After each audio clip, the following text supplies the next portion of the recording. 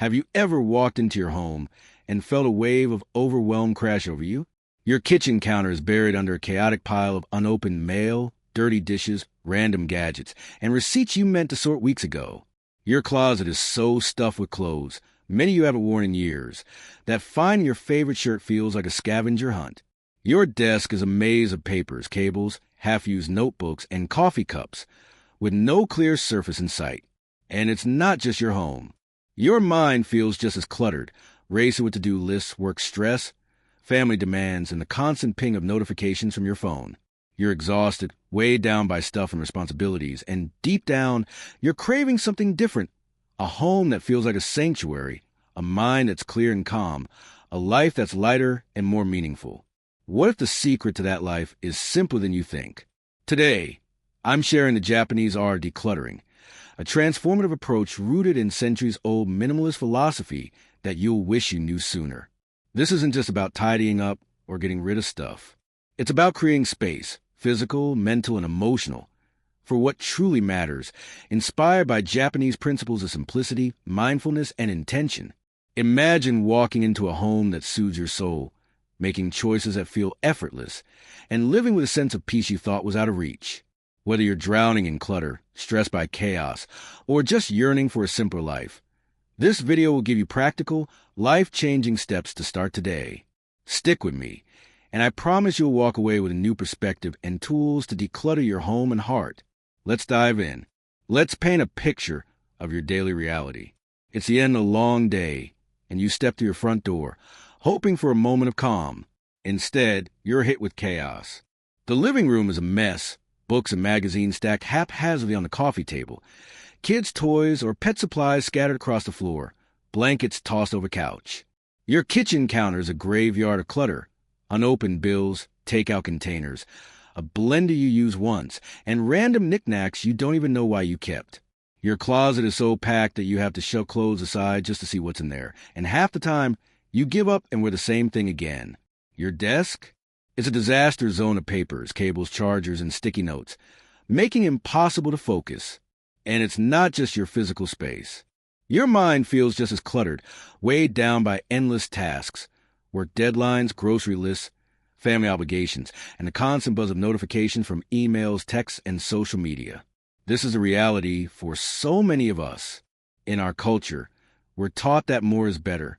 A bigger house, a fuller closet, a busier schedule. It's all supposed to mean we're successful, that we're winning at life. But let's be honest, it's not working. Studies show that physical clutter increases stress and anxiety, with 80% of people reporting that disorganized spaces make them feel overwhelmed. The average American home contains over 300,000 items, 300,000. Yet we're less happy than ever. We're bombarded with advertisements urging us to buy the latest gadget, with the trendiest clothes, and live a life that looks perfect on social media. Social media itself fuels this, showing us curated glimpses of other people's lives, making us feel like we're falling behind if we don't keep up. But all this more leaves us feeling empty, chasing things that don't fill the void in our hearts. You want a life that feels different. You want a home that's a haven, not a source of stress. You want a mind that's clear, not cluttered with worries and distractions. You want to wake up feeling light, not weighed down by stuff and chaos. You're not alone in this longing. I've been there too, surrounded by clutter, overwhelmed by demands, feeling like peace was always just out of reach. Then I discovered the Japanese art of decluttering, rooted in minimalist philosophy, and it changed everything. This approach, honed over centuries in Japan, blends simplicity, mindfulness, and gratitude to create a life that's lighter, clearer, and more joyful. Let's explore this art and how it can transform your home and life with less. The Japanese secret, decluttering for a clearer life. At the core of the Japanese art of decluttering is a simple yet profound truth. Less is more. This philosophy, deeply rooted in Zen Buddhism and Shinto traditions, isn't about getting rid of everything or living in an empty room. It's about living with intention, choosing what you allow into your life with care, and letting go of what doesn't serve you. In Japan, decluttering isn't just about organizing your stuff. It's about creating space, physical, mental, and emotional, for what truly matters. The Japanese believe that a clear space leads to a clear mind, and a clear mind opens a door to a happier, more meaningful life. Picture a traditional Japanese home. A tatami mat floor, smooth and cool underfoot, a low wooden table with a single vase holding a delicate flower, sunlight streaming through a shoji screen, casting soft, calming shadows. The space is uncluttered, serene, and purposeful. Every item has a reason to be there, chosen for its function or beauty. There's no excess, no chaos, because the Japanese understand that clutter, whether physical objects or mental distractions, steals your peace. This intentionality extends beyond the home to every aspect of life, schedules, possessions, even thoughts. It's about focusing on quality over quantity, presence over distraction, and meaning over materialism. This approach isn't out of reach, even if your life feels like a whirlwind right now. You don't need to move to Japan, sell all your belongings, or become a minimalist guru to embrace it. The Japanese art decluttering is about small, intentional changes that create a ripple effect, transforming your home, your mind, and your life. I discovered this philosophy a few years ago when I was drowning in clutter and stress. My home was a mess, drawers overflowing with junk, surfaces covered with stuff I didn't need, my mind just as cluttered with worries and distractions. I felt like I was always chasing peace, never finding it. Then I started adopting Japanese decluttering practices, one step at a time, and it was like a weight lifted off my shoulders. My home became a sanctuary. My days felt more purposeful. I found a joy I didn't know was possible. Today, I'm sharing 4 key practices inspired by Japanese minimalism to help you declutter your home and life. These are practical, relatable, and designed to fit into your busy life. Let's dive into them. The first practice is to curate your possessions with gratitude. In Japanese minimalism, every object in your home should have a purpose or bring you joy. Think about your favorite coffee mug, the one that feels just right in your hands, warming your fingers on a chilly morning, or that cozy blanket you curl up with on the couch after a long day. Do you cherish these things, or are they buried under piles of stuff you don't even use? Curating with gratitude means keeping only what serves you and letting go of what doesn't, with a sense of appreciation. Start with one small area, a drawer, a shelf, your handbag, or a corner of your closet. Take everything out and hold each item. Ask yourself 3 questions. Do I love this? Do I use it regularly? Does it fit my life right now?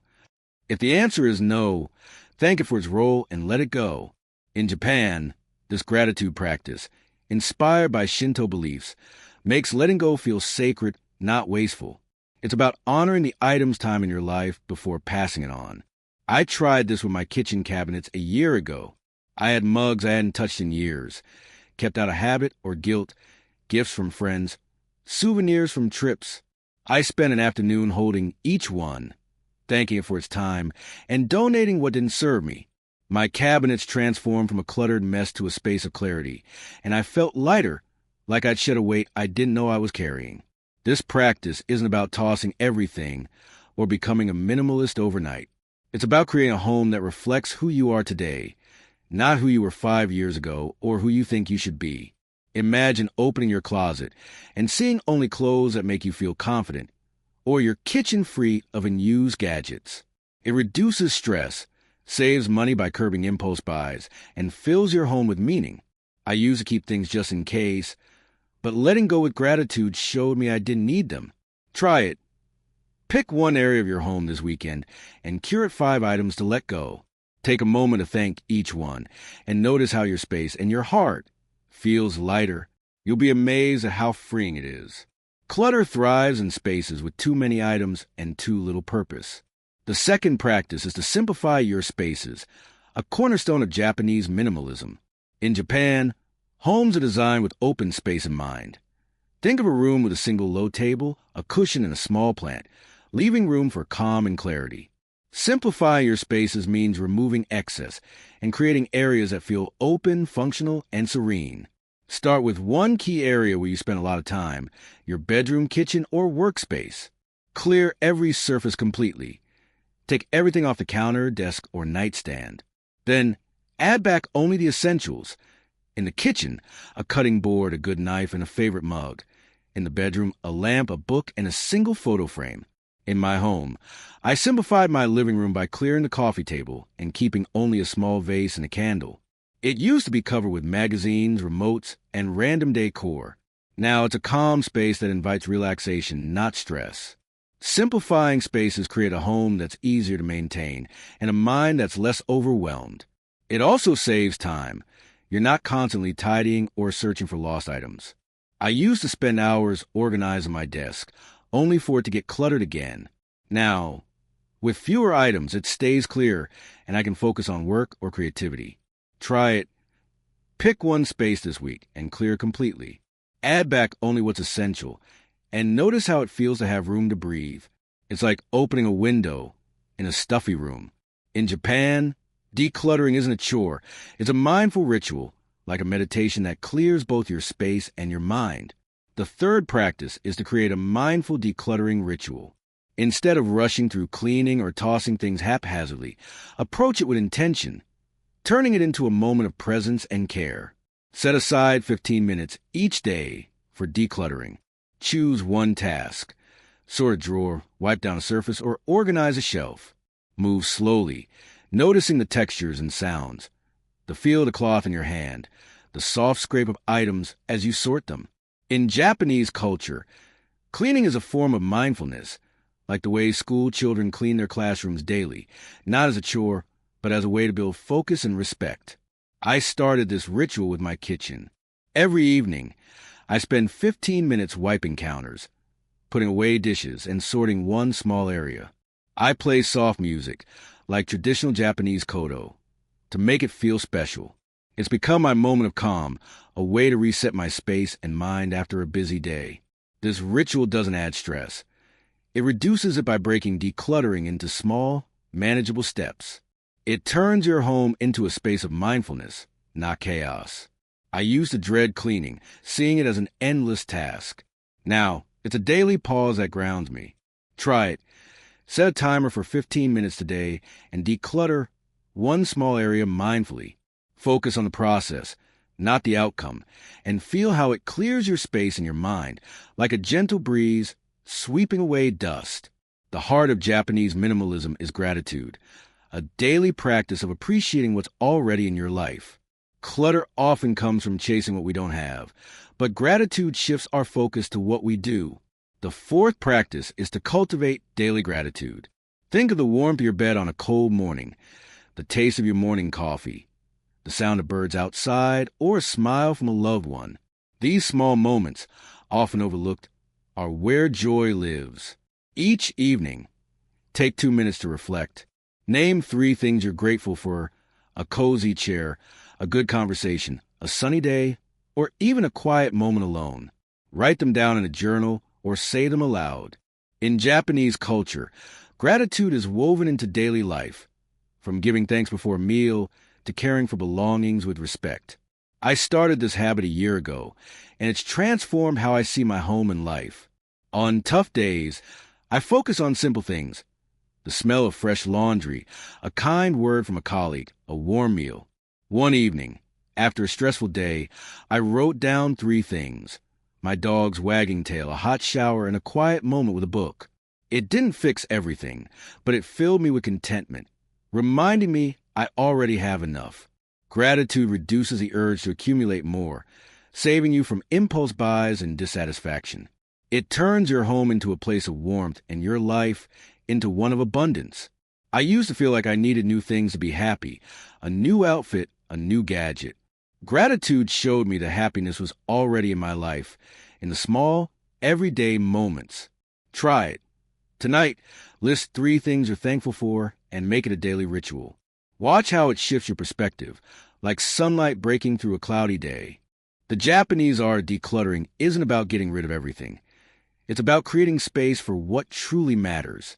By curating your possessions with gratitude, simplifying your spaces, creating a mindful decluttering ritual, and cultivating daily gratitude, you transform your home into a sanctuary and your life into one of clarity and joy. You don't need to overhaul everything today. Start with one practice. Let go of 5 unused items. Clear one surface. Spend 15 minutes decluttering mindfully, or list 3 things you're grateful for. These small steps create a ripple effect, turning chaos into calm and overwhelm into peace. I've lived this transformation myself.